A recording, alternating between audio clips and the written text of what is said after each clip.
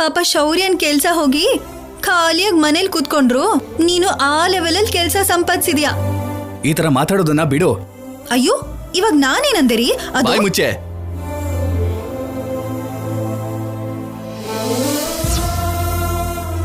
ಚಿನ್ನಿ, ಕಲ್ಯಾಣಿ ಕೆಲಸ ಸಿಕ್ತು ಅಂತ ಸಂತೋಷ ಪಡ್ತಿದ್ರೆ ಮಧ್ಯದಲ್ಲಿ ನಿಮ್ ಜಗಳ ಏನು? ಆಫೀಸರ್, ನೀವು ಎಂಕರೇಜ್ ಮಾಡಿದ್ರಿಂದಾನೇ ನಾನು ಈ ಕೆಲಸನ ಪಡೆಯೋದಕ್ಕಾಗಿದ್ದು.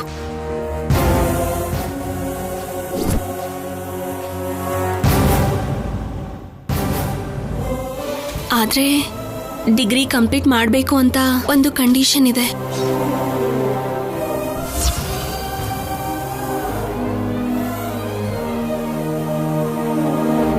ಅದಕ್ಕೆ ಅಂತ ಹಾಫ್ ಡೇ ಜಾಬ್ ಮಾಡ್ತಿದ್ದೀನಿ. ನೀವು ಒಪ್ಕೊಂಡ್ರೆ ಮಿಕ್ಕಿದ ಹಾಫ್ ಡೇ ಕಾಲೇಜಿಗೆ ಹೋಗಿ ಡಿಗ್ರಿ ಕಂಪ್ಲೀಟ್ ಮಾಡ್ತೀನಿ. ನೀನ್ ಒಳ್ಳೆ ಕೆಲಸ ಮಾಡ್ತೀನಿ ಅಂದ್ರೆ ಶೌರ್ಯ ಯಾಕಮ್ಮ ಬೇಡ ಅಂತಾನೆ? ಆ ಮಾತನ್ನ ನನ್ನ ಮಗ ಹೇಳಿರು.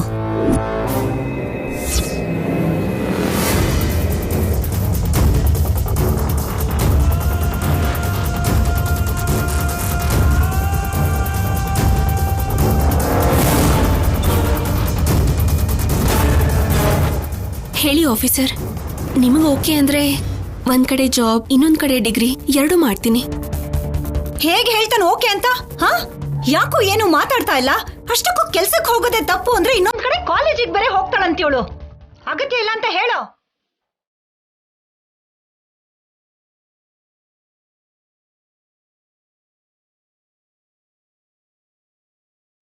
ಬೇಡ ಅಂತ ಹೇಗೆ ಹೇಳೋಕ್ಕಾಗತ್ತಮ್ಮ?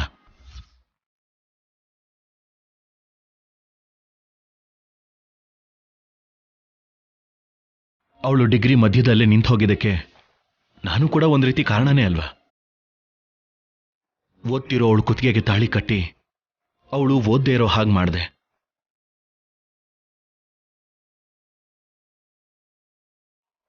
ಇದು ಶೌರ್ಯ ಅಂದ್ರೆ ತನ್ನಿಂದ ಕಲ್ಯಾಣಿಗೆ ನಷ್ಟ ಆಗಿದೆ ಅಂತ ಅರ್ಥ ಮಾಡ್ಕೊಂಡಿರೋದಕ್ಕೆ ಬೇಡ ಅನ್ನೋದಕ್ಕಾಗ್ತಿಲ್ಲ.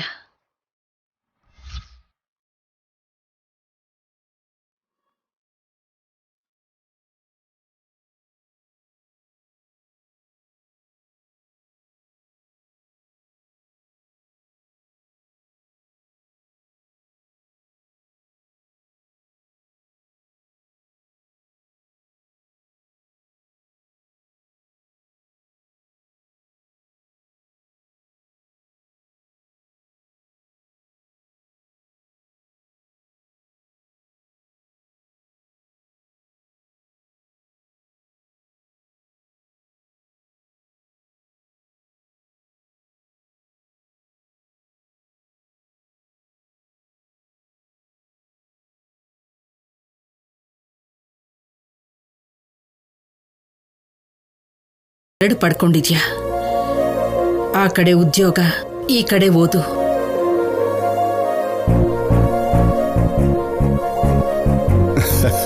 ಇನ್ನು ಕಲ್ಯಾಣಿಗೆ ಒಂದು ಕ್ಷಣ ಕೂಡ ಟೈಮ್ ಸಿಗಲ್ಲ ಅಂತಾಯ್ತು. ಹೌದು, ಅವಳಿಗೆ ಒಂದು ಕ್ಷಣನೂ ಟೈಮ್ ಇರಲ್ಲ. ನಾವು ಮನೇಲಿ ಪಾತ್ರೆ ತೊಳಿತಾ ಖಾಲಿಯಾಗಿ ಕೂತಿರ್ತೀವಿ.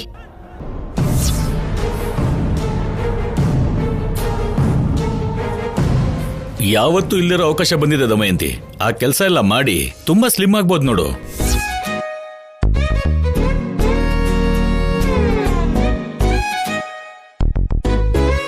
ಒಟ್ನಲ್ಲಿ ಒಂದು ಒಳ್ಳೆ ಜಾಬ್ನ ಸಂಪಾದಿಸ್ಕೊಂಡ್ಬಿಟ್ಟೆ. ಕಂಗ್ರಾಟ್ಸ್. ಥ್ಯಾಂಕ್ಸ್ ಅಮ್ಮ. ಜಾಬ್ ಏನೋ ಬಂತು ಓಕೆ, ಆದ್ರೆ ಕಾಲೇಜ್ಗೆ ಹೋಗ್ಬೇಕು ಅಂದ್ರೆ ಫೀಸ್ ಕಟ್ಬೇಕು. ಹೇಗಮ್ಮ?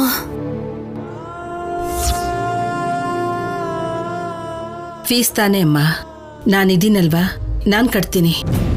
ಇದೆ ಈ ದಾನ ಧರ್ಮನೇ ಬೇಡ ಅಂತ ಹೇಳಿದ್ದು. ನೀವು ಫೀಸ್ ಕಟ್ಟಿ ಇವಳನ್ನ ಓದಿಸಿ ನನ್ನ ಮಗ ಕೈಲಾಗದೆ ಇರೋನು ಅಂತ ಪ್ರೂವ್ ಮಾಡ್ಬೇಕು ಅನ್ಕೊಂಡಿದೀರಾ? ಏನೇ ಇದು? ಯಾರೋ ಬೇರೆಯವ್ರ ಜೊತೆ ಮಾತಾಡ್ದಾಗ ಮಾತಾಡ್ತಿದ್ಯಲ್ಲ, ಯಾಕೆ? ದುಡ್ಡಿನ ಮುಂದೆ ನಮ್ಮವರು ಕೂಡ ಬೇರೆಯವರೇ ಆಗೋಗ್ತಾರಮ್ಮ. ಆದ್ರೂ ನನ್ ಸೊಸೆಗೆ ನೀ ಫೀಸ್ ಕಟ್ಟೋದ್ ಯಾಕೆ?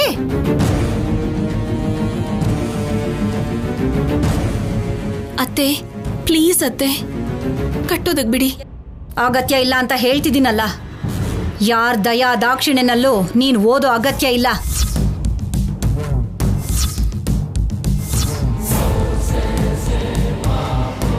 ಹೋಗ್ಲಿ, ನೀನ್ ಕಟ್ಟು. ನಾನು ಕಟ್ಟಲ್ಲ, ನಮ್ಮಮ್ಮ ಕಟ್ಟೋದಕ್ಕೂ ನಾನು ಬಿಡಲ್ಲ. ಅಮ್ಮ, ನಾನು ಬೇಡ ಅಂದಮೇಲೂ ನೀವೇನಾದ್ರೂ ಫೀಸ್ ಕಟ್ಟಿದ್ರೆ ಚೆನ್ನಾಗಿರಲ್ಲ, ಹೇಳ್ತಾ ಇದ್ದೀನಿ.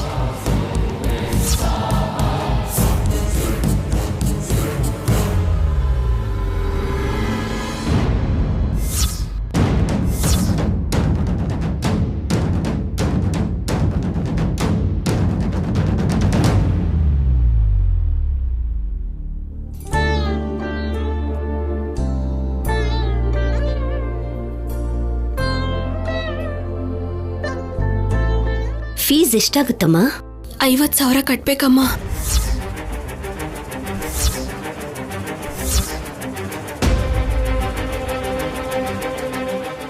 $50,000ನಾ?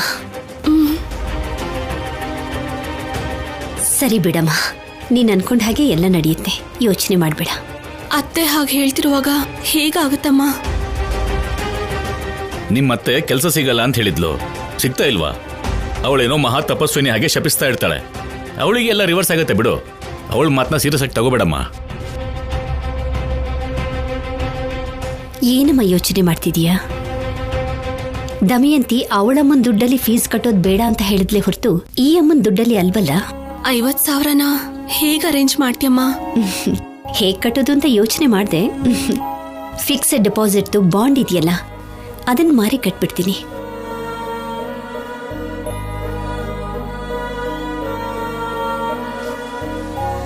ಅಮ್ಮ, ನಿನ್ಗೋಸ್ಕರ ಇಟ್ಕೊಂಡಿದ್ದ ದುಡ್ಡನ್ನ ಖರ್ಚು ಮಾಡ್ತೀಯಾ?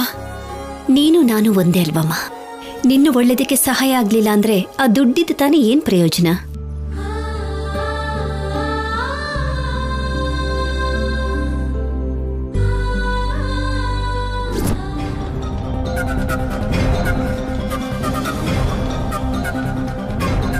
ಯಾವುದನ್ನು ಮಧ್ಯದಲ್ಲಿ ಬಿಡಬಾರ್ದು ಅಲ್ವೇನಮ್ಮ? ಕಲ್ಯಾಣಿ ಓದನ್ನ ಬಿಟ್ಟಿದ್ದು ನನಗೋಸ್ಕರ.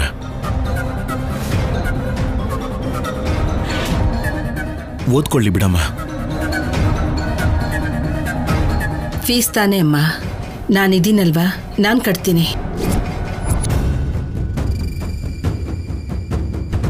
ಅಷ್ಟಕ್ಕೂ ಏನ್ ಅನ್ಕೊಂಡಿದ್ದಾರೆ ನನ್ನ ಬಗ್ಗೆ? ಹೊಸದಾಗಿ ಅನ್ಕೊಳ್ಳೋದೇನಿದೆ? ನಾನು ಹೆಂಡತಿ ಅನ್ಕೋತೀನಿ, ಇಲ್ಲ ಅಂದ್ರೆ ಬದುಕೋಕ್ ಬಿಡ್ತೀನೋ? ನಾನು ಮಾತಾಡ್ತಾ ಇರೋದು ಶೌರ್ಯನ್ ಬಗ್ಗೆ.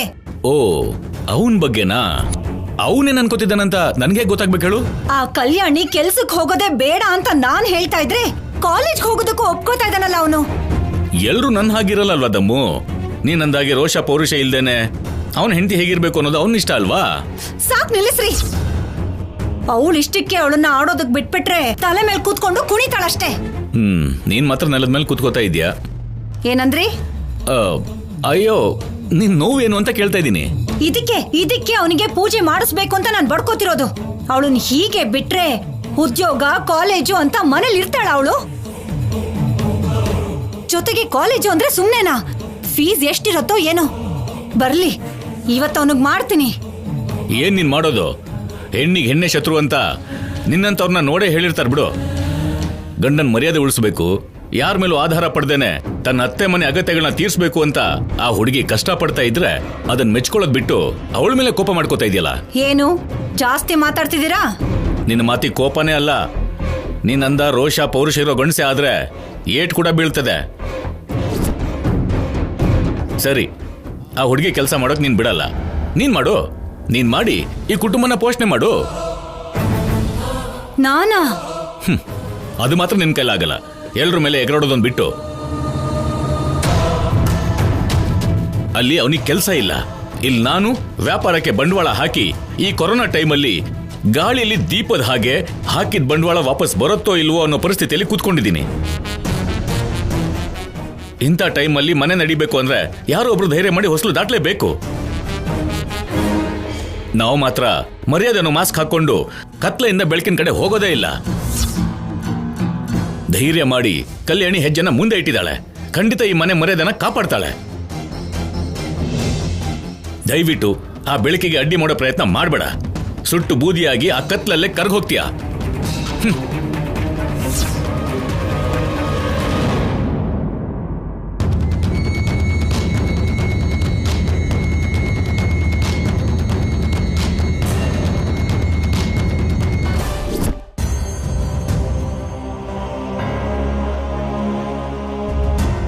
ಜಾಬ್ ಏನೋ ಬಂತು ಓಕೆ, ಆದ್ರೆ ಕಾಲೇಜ್ಗೆ ಹೋಗ್ಬೇಕು ಅಂದ್ರೆ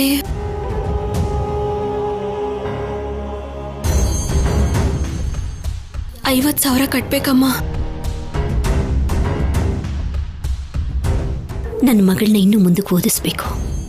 ಅವಳು ಅನ್ಕೊಂಡ ಹಾಗೇನೆ ಒಳ್ಳೆ ಸ್ಥಾನದಲ್ಲಿ ಅವಳನ್ನ ನಿಲ್ಲೋ ಹಾಗೆ ಮಾಡಬೇಕು. ಎಲ್ಲರೂ ಮುಂದೆನೂ ನನ್ನ ಕಲ್ಯಾಣಿ ತಲೆ ಎತ್ತಿ ನಿಲ್ಲಬೇಕು. ಅದಕ್ಕೆ ಏನೇನು ಮಾಡೋಕೆ ಸಾಧ್ಯನೋ ಅದೆಲ್ಲವನ್ನೂ ನಾನು ಮಾಡಬೇಕು. ನಾನಿವತ್ತೇ ಬ್ಯಾಂಕ್ಗೆ ಹೋಗಬೇಕು. ಬ್ಯಾಂಕ್ನವರೇ ಬಾಂಡ್ನ ತಗೊಳ್ತಾರಲ್ವಾ, ಅವರೇ ತಗೊಂಡ್ರೆ ಯೋಚನೆನೇ ಇಲ್ಲ.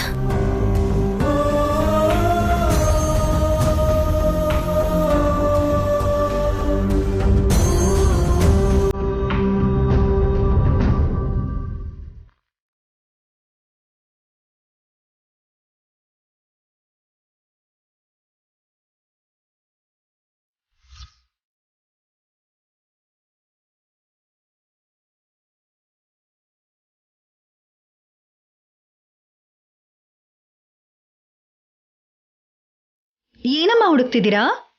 ಏನಾದ್ರೂ ಕಾಣಿಸ್ತಿಲ್ವಾ? ಅದೆಲ್ಲ ಏನೂ ಇಲ್ಲ ಪಲ್ಲವಿ. ಬ್ಯಾಂಕ್ ಡಾಕ್ಯುಮೆಂಟ್ಸ್ ಎಲ್ಲ ಕಾಣಿಸ್ತಾ ಇಲ್ಲ, ಅದನ್ನೇ ಹುಡುಕ್ತಾ ಇದ್ದೀನಿ.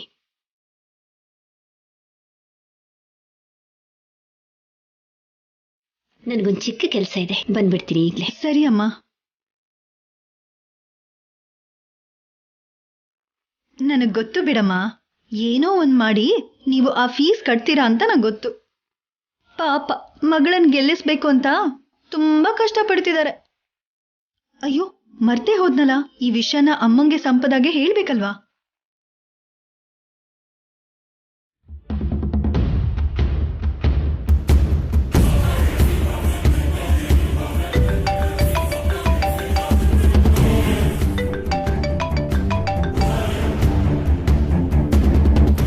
ಹೇಳಿ.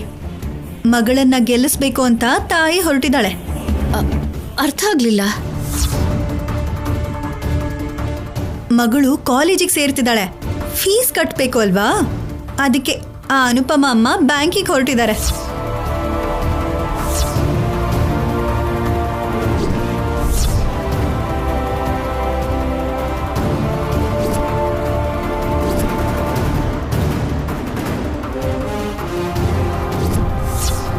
ಹೇಗ್ ಮಾಡ್ತೀಯೋ ಏನ್ ಮಾಡ್ತೀಯೋ ನನಗೆ ಗೊತ್ತಿಲ್ಲ. ಈ ಅನುಪಮ ಅಮ್ಮ ಬ್ಯಾಂಕಿಗೆ ಹೋಗ್ಬಾರ್ದು, ಕಾಲೇಜ್ ಫೀಸ್ ಕಟ್ಟಬಾರ್ದು. ಸರಿ, ನಾನು ನೋಡ್ಕೋತೀನಿ.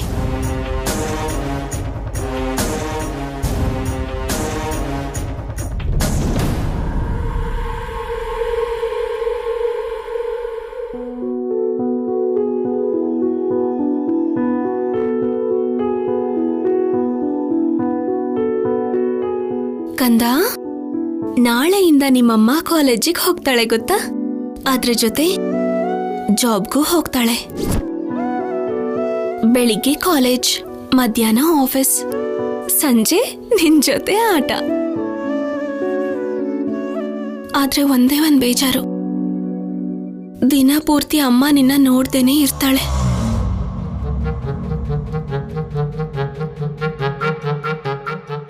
ಅತ್ಗೆ ಅತ್ಗೆ, ಏನು? ನೀವೇನೋ ಇಲ್ಲಿ ನೋವು ಪಡ್ತಿದ್ದೀರಾ, ಅಲ್ಲಿ ನಿಮ್ ಸೊಸೆ ಸಂತೋಷವಾಗಿ ಕುಣಿತಿದ್ದಾಳೆ. ಈಗಂತದ್ದೇನಾಯ್ತು? ಹೇಳಿದ್ರೆ ನಂಬಲ್ಲ ಅಲ್ವಾ? ಬನ್ನಿ, ಕಣ್ಣಾರೆ ನೀವೇ ನೋಡಿ, ಬನ್ನಿ. ಬನ್ನಿ ಅದ್ಕೆ. ನಾಳೆಯಿಂದ ಕಂಪ್ಲೀಟ್ ಮಾಡೋಕ್ ಆಗಲ್ವೇನೋ ಅನ್ಕೊಂಡಿದ್ದ ಡಿಗ್ರಿನ ಕಂಪ್ಲೀಟ್ ಮಾಡ್ತೀನಿ. ಹಾಗೆ ನಿನ್ ಖರ್ಚಿಗೆ, ಮನೆ ಖರ್ಚಿಗೆ ಹಣ ಸಂಪಾದಿಸ್ತೀನಿ. ಇನ್ಮೇಲೆ ಆಫೀಸರ್ ಜಾಬ್ ಹೋಯ್ತು ಅಂತ ಮನೇಲಿ ಯಾರು ಬೇಜಾರ್ ಮಾಡ್ಕೋಬಾರ್ದು. ನಾನು ಬೆಳಿಗ್ಗೆನೆ ಕಾಲೇಜಿಗೆ ಹೋಗ್ಬೇಕು. ಮತ್ತೆ ರಾತ್ರಿ ಮನೆಗೆ ಬರೋವರೆಗೂ ನೀನ್ ಯಾರ ಜೊತೆನೂ ತರಲೆ ಮಾಡ್ದೆ ಈ ತರ ಒಳ್ಳೆ ಮಗು ತರ ಮಲ್ಕೋಬೇಕು. ನಾನು ಡಿಗ್ರಿನ ಕಂಪ್ಲೀಟ್ ಮಾಡಿದ್ರೆ ಅಪ್ಪನ್ ತರ ಒಳ್ಳೆ ಕೆಲಸ ಮಾಡ್ಬೋದು. ನಾವೆಲ್ಲರೂ ಹ್ಯಾಪಿಯಾಗಿರ್ಬೋದು.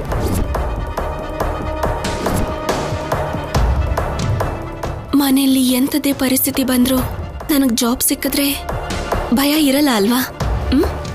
ಅಷ್ಟೇ ಅಲ್ವಾ ಕಂದ?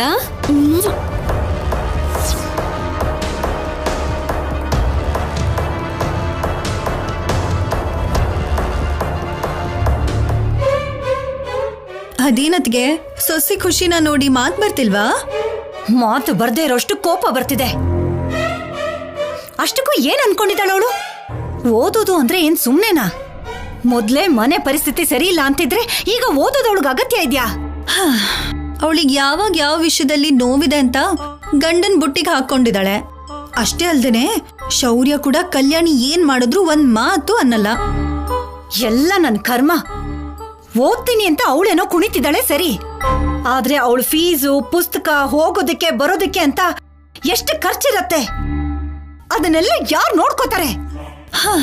ಇನ್ಯಾರತ್ಗೆ ಸೊಸೆ ಆಗಿರೋದಕ್ಕೆ ನೀವೇ ನೋಡ್ಕೋಬೇಕು. ಏನೋ ಅದಕ್ಕೆ ನಿಮ್ ಸೊಸೆ ನಿಮ್ಮಿಷ್ಟ. ನಿಮ್ಗಿಲ್ದಿರೋ ನೋವು ನನ್ಗ್ಯಾಕೆ? ಕಾಲೇಜಿಗೆ ಕಳಿಸ್ತಿರೋ ಕಾಲೇಶ್ವರಕ್ಕೆ ಕಳಿಸ್ತಿರೋ ನಿಮ್ಮಿಷ್ಟ.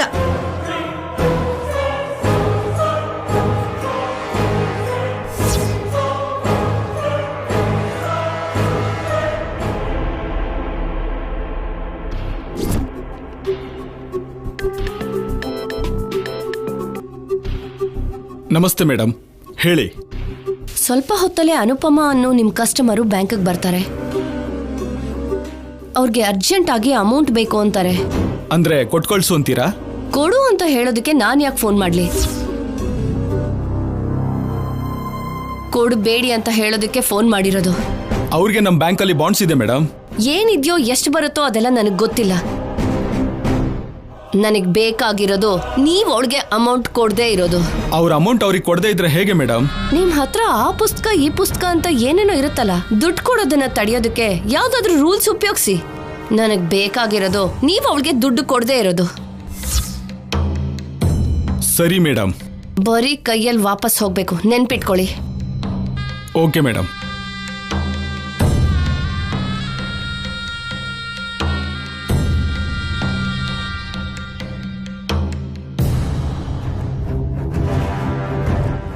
Good morning sir. Good morning, ಕೂತ್ಕೊಳ್ಳಿ. ನಿಮ್ಮ ಬ್ಯಾಂಕಲ್ಲಿ ನನ್ನ ಫಿಕ್ಸೆಡ್ ಡೆಪಾಸಿಟ್ನ ಬಾಂಡ್ ಇದೆ. 1 ಲಕ್ಷ ರೂಪಾಯಿ ಬಾಂಡ್ನ ವಿತ್ಡ್ರಾ ಮಾಡೋಣ ಅಂತ ಅನ್ಕೊಂಡಿದ್ದೀನಿ. ಯಾವಾಗ ಬೇಕಿತ್ತು ಮೇಡಮ್? ಯಾವತ್ತಿಗೂ ಅಲ್ಲ ಸರ್, ಈಗಲೇ ಬೇಕು. ಅದಕ್ಕೆ ಬಂದೆ ನಾನು. ಅಯ್ಯೋ, ಈಗಿಂದೀಗ್ಲೇ ಅಂದ್ರೆ ಆಗಲ್ಲ ಮೇಡಮ್. ಅದೇನು ಸರ್ ಹಾಗಂದ್ರೆ? ಯಾವಾಗ ಬೇಕೋ ಆವಾಗ ತಗೊಳ್ಬಹುದು ಅಂತ ಅಂದಿದ್ದಕ್ಕಲ್ವಾ ನಾನು ಈ ಬಾಂಡ್ನ ತಗೊಂಡಿದ್ದು. ರೂಲ್ಸ್ ಚೇಂಜ್ ಆಗಿದೆ ಮೇಡಮ್. 1 ತಿಂಗಳು ಮುಂಚೆನೆ ಇಂಟಿಮೇಷನ್ ಕೊಡಬೇಕು, ಆಗ್ಲೇ ಫಂಡ್ ರಿಲೀಸ್ ಆಗೋದು. ಅಂದ್ರೆ ನಾನು 1 ಮಂತ್ವರೆಗೂ ಕಾಯ್ಬೇಕಾ? ಮತ್ತೆ ರೂಲ್ಸ್ ಆಗಿದೆ ಮೇಡಮ್. ನಾನ್ ತಾನೇ ಏನ್ ಮಾಡಕ್ಕಾಗುತ್ತೆ ಹೇಳಿ? ಆದ್ರೆ ನನಗೆ ಅಮೌಂಟ್ ತುಂಬಾ ಅರ್ಜೆಂಟ್ ಇದೆ ಸರ್, ಏನಾದ್ರೂ ಮಾಡಿ. ರೂಲ್ಸ್ಗೆ ವಿರುದ್ಧವಾಗಿ ನಾನೇನು ಮಾಡಕ್ಕಾಗಲ್ಲ ಮೇಡಮ್. ದುಡ್ಡು ನನಗೆ ತುಂಬಾ ಅರ್ಜೆಂಟ್ ಇದೆ ಸರ್. ಹೇಗೂ ಬಾಂಡ್ ಇದೆಯಲ್ಲ ಅನ್ನೋ ನಂಬಿಕೆಯಿಂದ ಇಲ್ಲಿಗೆ ಬಂದೆ ನಾನು. ನನ್ನ ಕೈಯಲ್ಲಿ ಆಗೋದಿದ್ರೆ ಮಾಡಬಹುದಿತ್ತು ಮೇಡಮ್. ಅವಕಾಶ ಇದ್ರೆ ಮಾಡ್ತಿದ್ನಲ್ವಾ?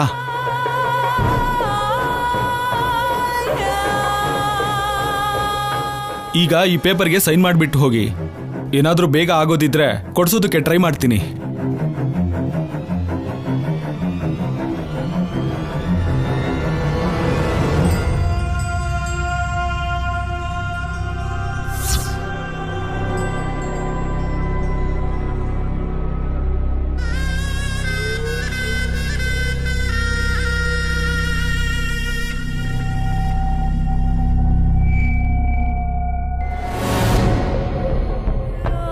ಸರಿ ಸರ್, ನಾನು ಬರ್ತೀನಿ. ಸಾರಿ ಮೇಡಮ್, ನಿಮ್ಮ ಅವಶ್ಯಕತೆಗೆ ಸ್ಪಂದಿಸಕ್ಕಾಗ್ಲಿಲ್ಲ.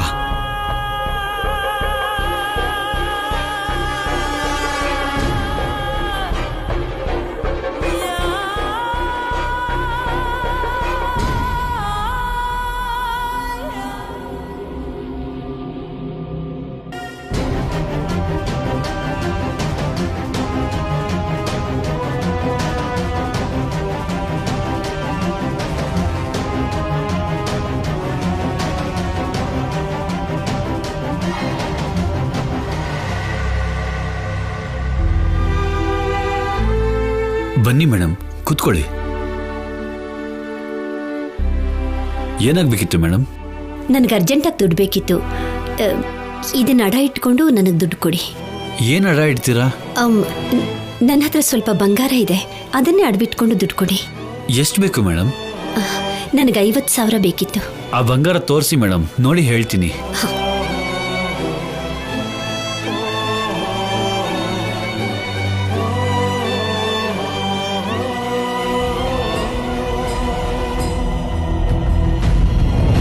ಇದಕ್ಕೆ 50,000 ಬರಲ್ಲ ಮೇಡಮ್. ನನಗೆ ದುಡ್ಡು ತುಂಬಾ ಅರ್ಜೆಂಟ್ ಇದೆ, ಏನಾದ್ರೂ ಮಾಡಿ. ಕಷ್ಟ ಮೇಡಮ್, ಇದಕ್ಕೆಲ್ಲ ಬರಲ್ಲ.